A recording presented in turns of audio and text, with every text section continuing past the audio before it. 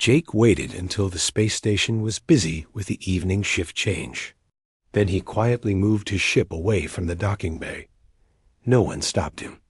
The hunters had not come back with their papers yet. The flight to New Haven took 3 hours. Jake's farm was on the far side of the planet, away from the main colony. He had picked that spot on purpose.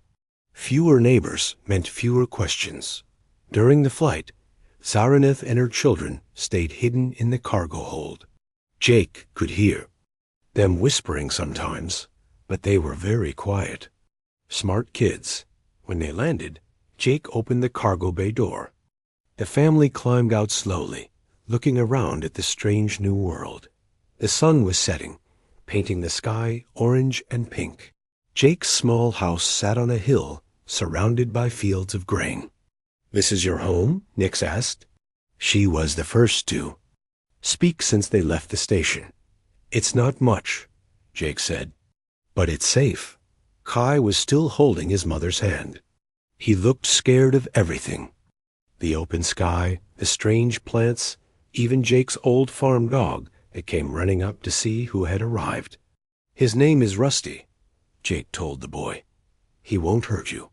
But Kai hid behind his mother when the dog tried to sniff him. Jake showed them around the small house. It had 2 bedrooms, a kitchen, and a living room with an old couch. Everything was simple but clean. "You can stay in the spare room for now," Jake said. "I'll figure out something better later." "We do not want to be trouble," Zaraneth said. "Perhaps we could sleep in your barn?" "No," Jake said firmly. "You're people, not animals. You'll sleep in the house." That first night was hard for everyone. The children were scared and could not sleep. Kai kept crying for his father. Nix tried to be brave, but Jake could see she was frightened too. Zaraneth sat by the window all night, watching for danger. She would not eat the food Jake offered. She would not rest. "They will come," she whispered. "The hunters always find us." "Maybe," Jake said, "but not tonight. Tonight you're safe." The next morning, Jake started making changes to help his new family.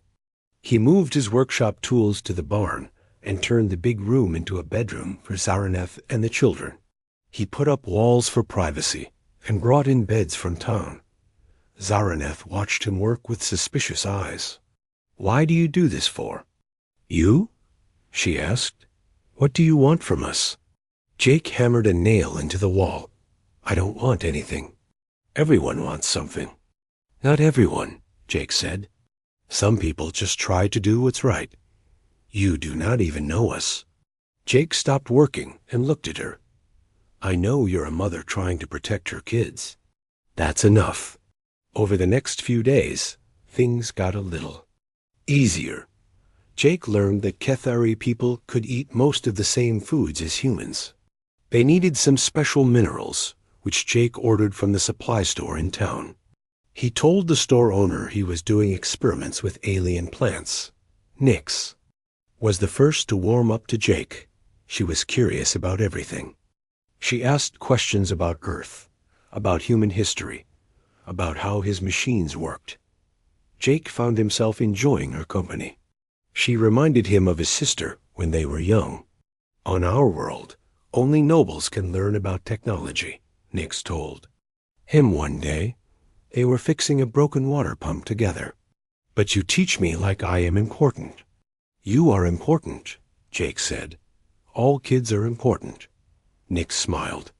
It was the first real smile Jake had seen from any of them. Kai was harder to reach. The little boy barely spoke, even to his mother. He had nightmares every night about the soldiers who killed his father. Jake found him crying in the barn one morning, hiding behind some hay bales. "Hey there, buddy," Jake said softly. He sat down on the floor, not too close. "What's wrong?" Kai wiped his nose with his sleeve. "The bad men will come. They will hurt you like they hurt Papa." Jake felt his heart break a little. "No one's going to hurt me, Kai, and no one's going to hurt you or your sister or your mom. I promise." "How do you know?" "Because I won't let." Them, Jake said simply. That afternoon, Jake showed Kai how to feed the chickens. The boy was scared of the birds at first, but Jake was patient. Soon Kai was giggling as the chickens ate grain from his small hands. They're not scary, Kai said with wonder. Nope, they're just hungry, like you get hungry. From that day on, Kai followed Jake around the farm. He was still quiet, but he was not hiding anymore. Zaraneth was the most difficult. She had been a noble on her world, used to servants and fine things. Now she was a refugee, living in a human's spare room. The change was hard for her pride. She tried to help with the housework, but she did not know how to cook human food or clean with human tools. She had never done manual labor before. I am useless, she said one evening after burning dinner. I cannot even feed my own children. You're not useless, Jake said. You're learning. That's different. I was trained to command armies, not to cook meals. You were a soldier? Jake asked. He was surprised. All Cathari nobles must serve. In the military.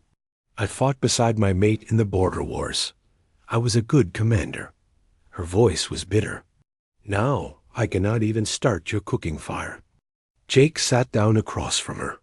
Being a good parent is harder than being a good soldier. You're doing fine. My children are traumatized. We live in fear. How is that fine? Your children are alive, Jake said. They're safe.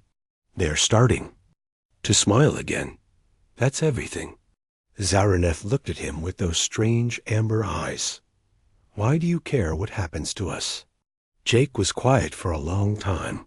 Finally, he said, I had a sister once. She was about Nix's age when the war started.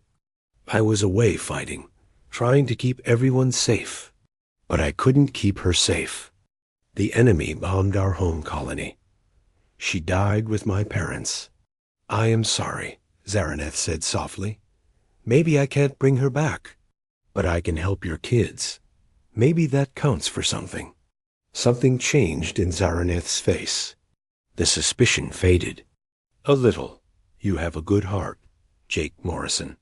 I try, he said. As the weeks passed, the family began to work together.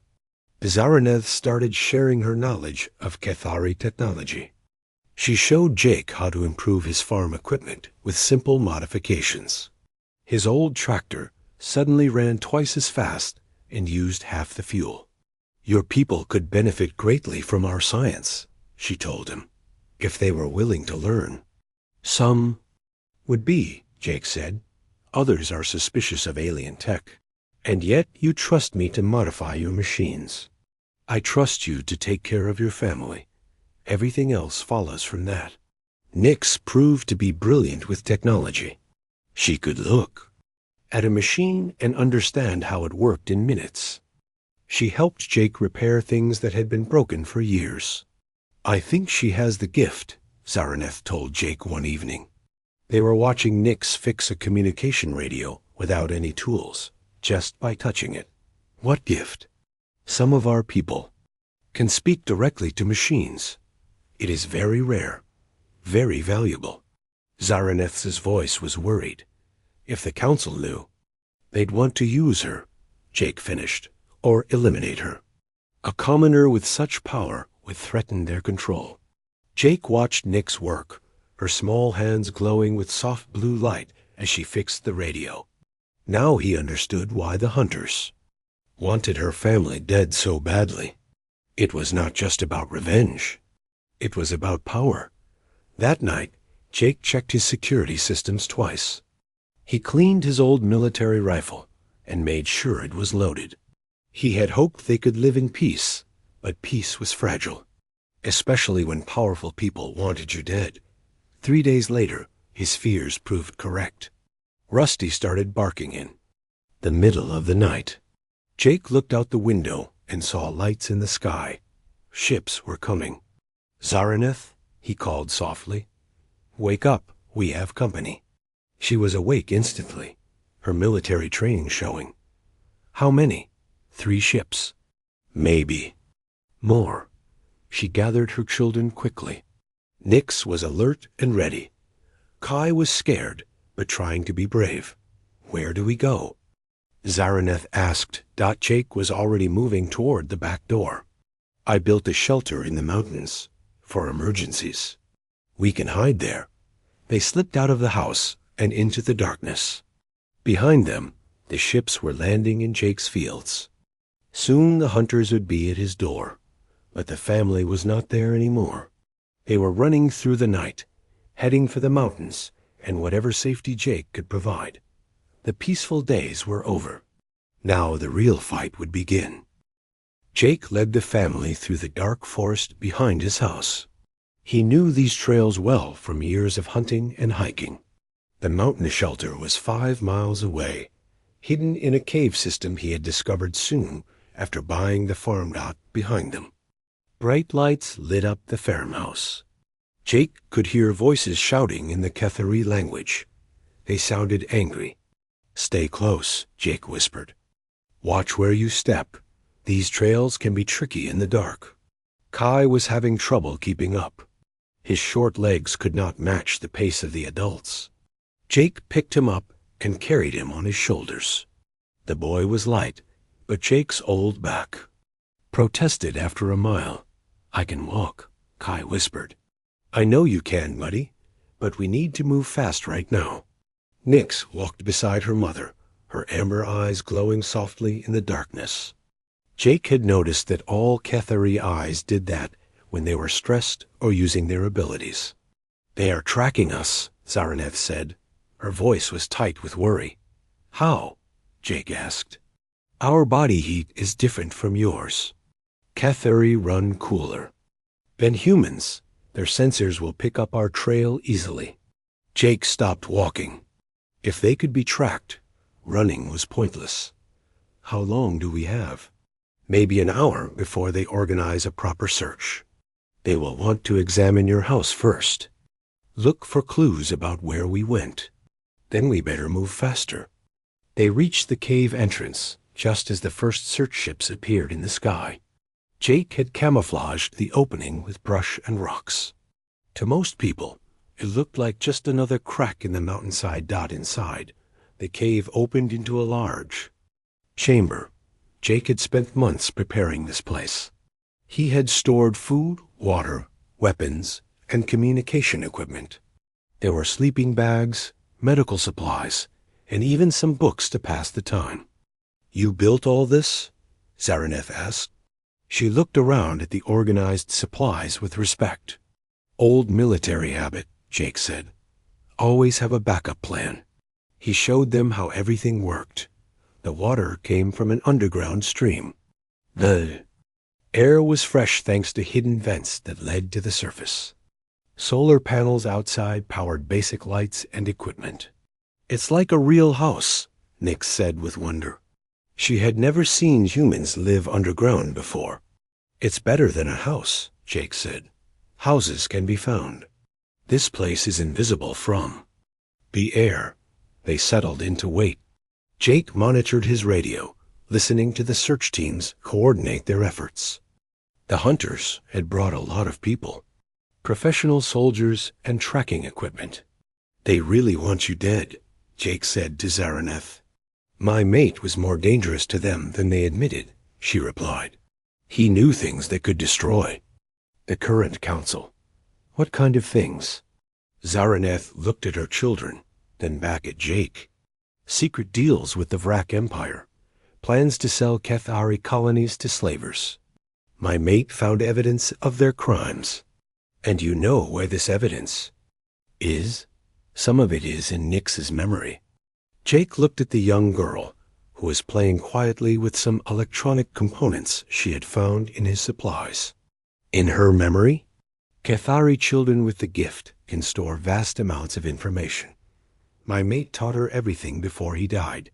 Names, dates, recorded conversations. She is a living archive of their corruption." Now Jake understood. This was not just about revenge or family honor. Nix was a weapon that could bring down the entire Kethari government. No wonder they wanted her eliminated. "She's just a kid." He said, "A kid who could free millions of people from tyranny," Zaraneth replied. "But only if she lives long enough to grow up." The radio crackled with activity. Jake listened to the search team's report back to their commander. They had found the family's trail leading into the forest. Dogs were being brought in to track their scent. "We need to move deeper into the cave system," Jake said. "They'll find this entrance eventually." He had explored the caves for years and knew they connected to a vast underground network. Some passages led to other exits miles away. They could stay hidden for weeks if necessary, but as they gathered their supplies, Kai started coughing. The sound echoed through the cave like thunder. "She baby," Zaraneth whispered, but Kai could not stop. The stress and cold air were making him sick. "I have medicine," Jake said. He found some cough syrup in his medical kit and gave it to the boy. But the damage was done. The sound had carried outside, not through his hidden cameras. Jake watched search teams converge on their location. The hunters had heard the coughing and were following the sound. "We're blown," Jake said. "Time to go deeper." They moved through narrow passages that led away from the main chamber. Jake carried most of the supplies, while Zaraneth helped the children navigate the tight spaces. The caves were dark and cold. Water dripped from the ceiling, making everything slippery. Kai was scared of the enclosed spaces, but he tried to be brave. "It's like an adventure," Nix told her little brother. "We're explorers finding secret places." "I don't like adventures," Kai whispered. "That's okay," Jake said. "The best explorers are always a little scared. Being scared keeps you careful." Behind them, they could hear voices echoing through the caves. The hunters had found the entrance and were following their trail. Jake led them to a small chamber deep in the mountain. It was barely big enough for all of them, but it was well hidden. The only way in was through a crack in the wall that looked like solid rock from the outside. They squeezed through the opening and set up a temporary camp. Jake rationed their supplies carefully. They might be here for days. "What happens now?" Zaraneth asked. "We wait," Jake said, "and we hope they give up before we run out of food." But Jake knew the hunters would not give up easily. Outside, he could hear them calling to each other as they searched every passage. They had brought equipment to map the cave system. It was only a matter of time before they found every hiding place. On the second day, Jake made contact with the outside world using his emergency radio. The news was not good. More Cathari ships had arrived in the system. They were demanding that the colonial government help with the search. "They're offering advanced technology in exchange for cooperation," the colony administrator told Jake over the encrypted channel. "The governor is considering it." "What about our rights?" Jake asked. "This is human space," the Cathari claim. "The fugitives are dangerous criminals, terrorists who threaten galactic peace. Some people believe them." Jake looked at Nix, who was using her abilities to keep their electronics working in the damp cave. She looked like any normal 8-year-old girl, except for her glowing eyes and blue skin. "Yeah," Jake said into the radio. "Real dangerous, this one. Jake, you need to understand the political situation. The colony needs Cathari technology to survive. We can't fight a war against them. I'm not asking you to fight a war. I'm asking you to protect innocent children. Are they innocent? The Cathari say the girl has dangerous abilities, that she could be used as a weapon." Jake felt his temper rising. "She's a kid who can fix broken machines. The only danger she poses is to corrupt politicians who want to keep their crimes secret. You know something about Cathari politics?" Jake looked at Zaraneth, who nodded. "I know they're willing to murder children to hide their corruption. That tells me everything I need to know about their politics." The conversation ended badly. Jake realized they could not count on help from the colonial government. They were on their own. That night, As the family slept in the cramped chamber, Jake kept watch. Through his sensors, he could see the hunters setting up a permanent camp at the cave entrance. They were not leaving. He thought about his options. They could try to reach another exit, but the hunters probably had those covered too. They could surrender, but that meant death for the family. Or they could fight. Jake had sworn never to fight again after the war. He had seen too much death, caused too much pain. But looking at Kai sleeping peacefully in his mother's arms, Jake felt his old military instincts stirring. Sometimes fighting was the only way to protect what mattered. He began checking his weapons and planning their defense. If the hunters wanted a war, they would get one. But it would not be the easy victory they expected. Jake Morrison had been a very good soldier once. Now it looked like he would have to be one again. Jake woke up to the sound of drilling. The hunters were not waiting anymore. They were cutting through the rock to reach the hidden chamber where the family was hiding. "Time to go," Jake said quietly. He shook Zaraneth awake. "They found us." The family gathered their few remaining supplies quickly. Jake led them through another narrow passage that connected to a different part of the cave system. But as they crawled through the tight space, they heard more drilling sounds ahead of them. "They're cutting us off," Zaraneth said. Fear crept into her voice. Jake checked his map of the caves. There was only one exit left that might still be clear. But it was dangerous, requiring them to climb down a steep underground waterfall. "Can you and the kids handle some climbing?" Jake asked. "We will have to," Zaraneth replied. They reached the waterfall chamber as the drilling sounds got closer. The water fell 30 feet into a pool below. In the darkness, it looked like a black pit. "I'm scared," Kai whispered. "Me too, buddy," Jake said. "But sometimes we have to do scary things to stay safe." Jake went first, testing the handholds in. The wet rock. The water was ice cold, and the rocks were slippery. One wrong move would mean a long fall. He lowered a rope for the others to follow. Nyx came down next, her young hands strong and sure on the rope. She was braver than many adults. Jake had known. Zaraneth carried Kai on her back, moving slowly but steadily. Her military training showed in how she handled the dangerous climb. They reached the bottom, just as lights appeared at the top of the waterfall. The hunters had broken through into the chamber above. "There!" one of them shouted. They go down. The water path. Jake led the family through the flooded tunnels at the bottom of the cave system. They had to wade through knee-deep water, and sometimes swim across pools that were too deep to walk through. Kai was exhausted and cold. Jake carried him again, feeling the boy's small body shivering against his back. Finally, they reached the exit Jake had been hoping to find. It was well hidden behind a curtain of water and plants. To anyone outside, it would look like just another small waterfall on the mountainside. But when they climbed out, Jake's heart sank. Hunter ships were waiting for them. The enemy had found all the exits after all. Commander Veltar stood 50 yards away, flanked by a dozen armed soldiers. His armor gleamed in the morning sunlight. His cold eyes fixed on the family with satisfaction. "Zaraneth of House Kethmorin," he called out. In perfect English, "You have caused us much trouble." "I have done nothing wrong," Zaraneth replied. She stood protectively in front of her children. "Your mate was a traitor. Your bloodline is corrupted. You will all be cleansed for the good of our people." "Their children," Jake said, stepping forward. "What threat could they possibly be to your mighty empire?" Veltar smiled without warmth.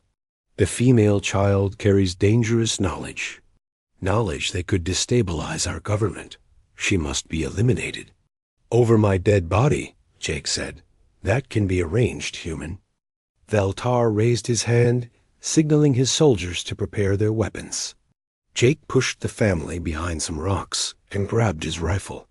"Jake, no," Zaraneth said. There are too many of them. You cannot win. Maybe not, Jake replied. But I can make them pay for it. He opened fire, his first shot taking down one of the hunters before they could react. His military training came flooding back. Move, shoot, take cover. Keep the enemy guessing. The hunters returned fire with energy weapons that burned holes in the rocks around Jake's position. But they were used to fighting in space, not in mountain terrain.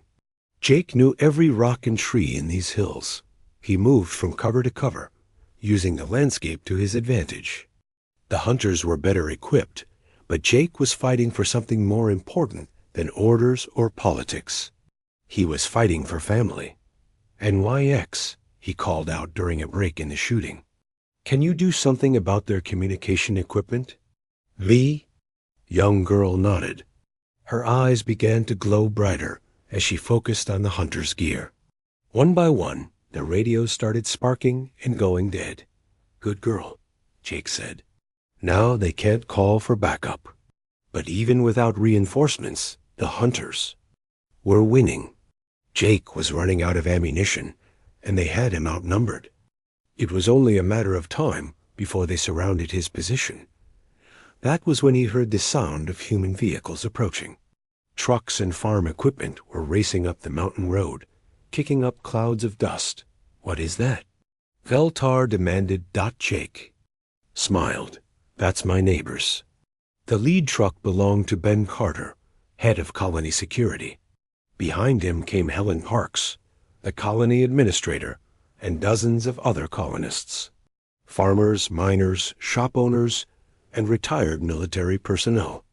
They carried hunting rifles, work tools, and grim determination. Jake Morrison, Ben called out through a bullhorn. You all right up there? Been better, Jake replied. But I'm still kicking.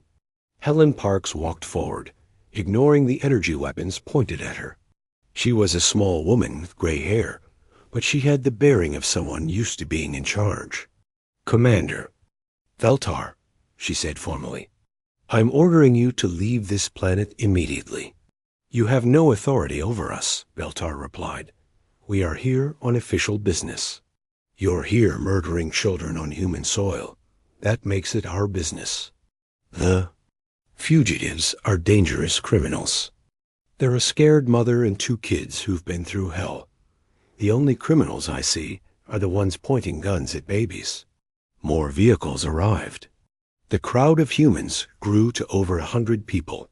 They spread out in a loose circle around. The hunters, not threatening, but clearly ready to fight if necessary. Veltar looked around at the determined faces surrounding him. You would risk war for these aliens? We'd risk war for what's right, Ben Carter said. That's what humans do. You are outnumbered and outgunned, Veltar warned. Maybe, Helen said. But we're not outfought, and we're not backing down. Old Pete Williams, a retired Marine who ran the hardware store, stepped forward. I fought in 3 wars, alien. Lost friends in every one? You? 6 months had passed since the confrontation with Commander Veltar. The small human colony of New Haven had changed dramatically in that time. What started as a simple farming community had become something much more important. Jake stood on the porch of his expanded house, watching the morning activity in the valley below. Where once there had been only his small farm, now there were dozens of new buildings. Homes for refugee families, workshops for shared projects, and a school where human and alien children learned together. Dad Jake, Nix called from the workshop. Can you help me with this power coupling? Jake smiled at the title she had started using. The adoption papers had been finalized 2 months ago, making it official. Zaraneth and her children were now legal human citizens with all the rights and protections that came with it. Coming, kiddo, Jake called back. Inside the workshop, Nix was working on a communication device that would let the colony stay in contact with other human settlements. Her abilities had grown stronger with practice and confidence. She could now interface with almost any technology, improving and repairing it with just her touch. "The signal amplifier is not working correctly," she explained, her amber eyes glowing as she examined the device. "I can fix it, but I want to understand why it broke first." "Good thinking," Jake said. "Understanding the problem is more important than just fixing it." This was how they worked together now. Nix's natural talent combined with Jake's practical experience. She could make machines work better than their designers had ever imagined. He taught her to think about why and how, not just what was possible. Kai ran into the workshop, covered in mud from head to toe. "Dad, Jake." "The new chickens." "Escaped again. Did you forget to close the gate?" Jake asked. "Maybe," Kai said with a guilty smile. "Go clean up, then help me round them up. And next time, remember what I taught you about responsibility." "Yes, sir," Kai said, running toward the house. The little boy had changed the most over the past months. The nightmares had stopped. He laughed and played like any normal 4-year-old. Sometimes Jake forgot that Kai was not human until he saw the boy's blue skin or glowing eyes. "He is happy here," Zaraneth said, entering the workshop. "We all are." Jake looked at her with affection. Zaraneth had found her place in their new community. She used her military experience to help organize the colony's defenses. Her knowledge of alien cultures made her invaluable in dealing with other refugee families. More importantly, she had found peace. The proud, suspicious woman who had begged for help on the space station was gone. In her place was someone who smiled easily and trusted deeply. "Any word from the council meeting?" Jake asked. "Helen says the vote was unanimous. New Haven is officially declaring itself a sanctuary colony. Any alien refugees who make it here will be granted protection." This had been a long fight. Not everyone in the human government supported the idea of harboring alien fugitives. Some politicians worried about diplomatic consequences. Others feared the cost of supporting refugees. But the story of Zaraneth's family had spread throughout human space. People heard about a mother and her children facing death, and about ordinary colonists who stood up to an alien military force. It captured something essential about human nature. "How many families are we expecting?" Jake asked. 12 this month, from 4 different species. Word is spreading that humans will protect those who cannot protect themselves." Jake nodded. They had been preparing for this. The original plan to hide one family had grown into something much larger. New Haven was becoming a symbol of human compassion and defiance. "The Varian family should arrive today," Zaraneth continued. "Their ship will land at the new spaceport this afternoon." The spaceport was one of many improvements the colony had made. Donations from human settlements across the sector had funded new infrastructure, ships, weapons, communication equipment, and housing for the growing refugee population. "What's their story?" Jake asked. "Political prisoners. The Varian government wants to eliminate anyone who spoke against their new military alliance. Sound familiar?" It did sound familiar. Over the past months, Jake had learned that the galaxy was full of ordinary people caught up in political struggles. They never asked to join. Families torn apart by wars they did not start. Children marked for death because of who their parents were. "We'll make room," Jake said. "We always do." That afternoon, the colony gathered at the spaceport to welcome the new arrivals. It had become a tradition. Everyone came out to show the refugees that they were safe, that they were wanted. The Varian ship was small and battered, clearly damaged from a difficult journey. When the boarding ramp lowered, a family of 4 emerged. They had gray skin and large eyes. Looking around nervously at the crowd of humans and other aliens waiting for them, Helen Parks stepped forward with her usual warm smile. "Welcome to New Haven. I'm Helen Parks, the colony administrator. You're safe now." The Varian father spoke in broken English. You are sure? No one will hurt us here? No one will hurt you here, Jake said, approaching with his family. I'm Jake Morrison. This is my wife Zaraneth and our children Nix and Kai. The Varian children hid behind their parents, just as Kai had once hidden behind his mother. Jake knelt down to their level. I know you're scared, he said gently. New places are always scary, but see all these people? They're here because they want to help you, just like someone helped us when we needed it. Nix stepped forward, her eyes glowing softly. I was scared too when we first came here, but Dad Jake made everything better. He'll help you too. The Varian girl looked at Nix with wonder. Your eyes glow like ours do.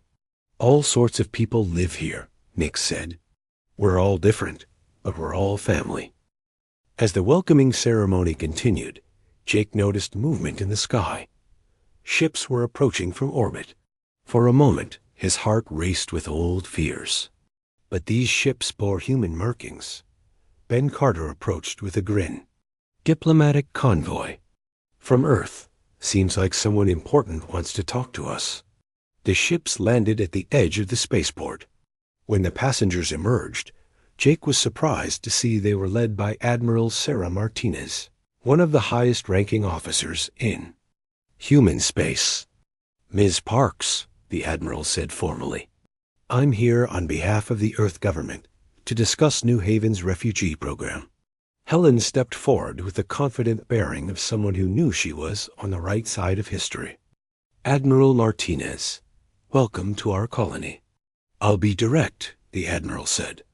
What you're doing here has caused significant diplomatic complications. Several alien governments are demanding that we stop harboring their political enemies. And what is Earth's response? Helen asked. The Admiral smiled. Earth's response is that we're proud of what New Haven represents. The Refugee Protection Program is being expanded to 50 other colonies. A cheer went up from the crowd.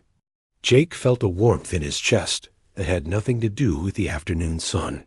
Furthermore, the Admiral continued, I'm authorized to offer New Haven full military protection. Any hostile action against this colony will be considered an attack on Earth itself. What changed? Jake asked. 6 months ago, the government wanted us to hand over my family. People changed, the Admiral replied. Your story spread. Citizens across human space demanded that their government live up to human values. Sometimes ordinary people have to show leaders what courage looks like. That evening, the colony held a celebration. Music played in the central square as humans and aliens shared food and stories. Children of a dozen different species played together, their laughter echoing off the surrounding mountains. Jake sat with his family on the porch of their house, watching the festivities below. Kai was asleep in his lap, exhausted from playing with the new refugee children. Nix was showing a group of young aliens how to build simple machines from spare parts. Do you ever regret it? Zaraneth asked quietly. Taking us in, I mean. Your quiet life is gone forever. Jake looked out at the thriving community that had grown from his simple act of kindness. Families laughing together. Children learning from each other. People of different worlds united by shared values of compassion and justice. No, he said simply. I don't regret it, even though it brought danger, even though it changed everything. Especially because it changed everything. Jake shifted Kai to a more comfortable position. I was just existing before, hiding from the world, afraid to care about anything because caring meant risking pain. You taught me that some things are worth the risk. We taught you? Zaraneth laughed softly. You saved our lives. You saved mine too, just in a different way. In the distance, ships continued to arrive. More families seeking safety. More children who needed protection. More ordinary people caught up in extraordinary circumstances. Jake knew there would be more challenges ahead. More politicians who valued expedience over justice. more military, forces who saw aliens as enemies rather than neighbors, more fear and hatred to overcome. But sitting here with his family, watching hope grow in the darkness, Jake was not worried. Humans had something special. Not superior technology or military might, but something more powerful. The willingness to stand up for those who could not stand up for themselves. And as long as that spirit lived in human hearts, there would always be places like New Haven, sanctuaries where the lost could find homes, where the frightened could find courage, and where different species could discover they were not so different after all. "Dad, Jake," Nix called from the yard, "come see what we built." Jake carefully moved Kai to his mother's arms and went to see what new wonder his daughter had created. Behind him, the lights of New Haven glowed warmly in the mountain valley, a beacon of hope in a sometimes dark galaxy.